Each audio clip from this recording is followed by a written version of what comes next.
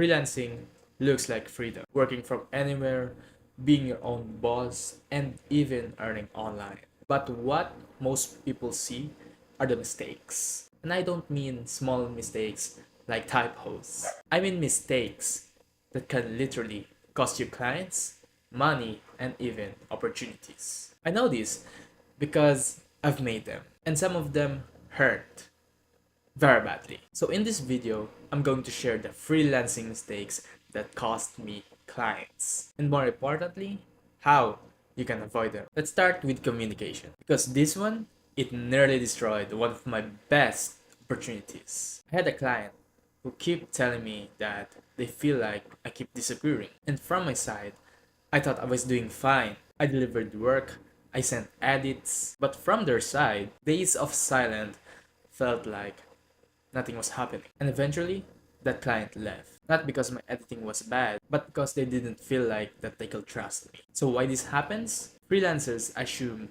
clients knows what's going on because silence feels like inaction. So fix it by setting weekly check-ins, send short updates like I'm 40% done or the draft will be tomorrow, something like that. And remember, communication isn't an extra. It's part of the service. That one mistake taught me that clients don't just buy your work, they buy the peace of mind. Another mistake I made, and honestly, a painful one. I was not setting expectations. When I started, I said yes to absolutely everything. Extra revisions? Yes. Urgent changes at midnight? Yes. And I thought that made me look reliable. But what it really did was burn me out. Pretty soon, projects dragged way too long. Clients weren't bad people. I just never told them what was included.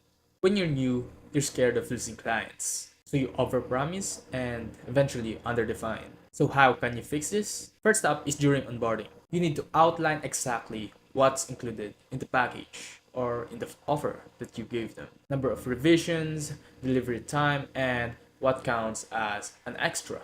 And put it in a writing, even if it's just a simple Google Doc. And when I started doing this, not only the projects went way more smoother, but clients respected me more. Because clear boundaries don't scare the clients away.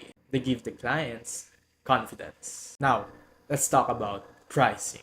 Because this one, it really stung. I used to think undercharging was the fastest way to land clients. And yes, it got me work. But here's the dark side. Undercharging attracts the wrong kind of clients. The ones who don't respect deadlines, nitpicks endlessly, and see you as a cheap labor. Why this happens? Because beginners think price is the problem. But the truth is, it's value. So how can you fix this? First is price based on the transformation that you deliver and not the hours you spend. Second is research your market and set a rate you can confidently say out loud. And remember, the right clients don't look for cheap. They look for valuable and reliable. When I raised my rates, well, I lost a few bad clients. But I gained better ones. The ones who respected me as a partner, not just a pair of hands. And the last mistake is no contracts. This one might seem obvious, but it's a trap many freelancers fall into. In my early days, I trusted handshakes, casual DMs, or even simple emails. When project drags or payments get delayed, I had nothing to protect me. So why did this happen? Freelancers are worried that the contracts will scare clients off. But the truth is, professionals expect them. So how can you fix this? First is always and always use a contract. Even if it's just a one-page agreement, cover scope, payment terms, and deadlines, and frame it as a protection for both sides. Having a contract instantly shifts you from a freelancer to a professional. And trust me, it saves you from endless headaches. So here are the 4 freelancers mistakes that costed me clients. Number 1 is poor communications. Number 2 is not setting expectations. Number 3 is undercharging. And last but not least, no contracts. Each one cost me money, time, and even opportunities. But each one also forced me to grow and start thinking like a business owner, not just a freelancer.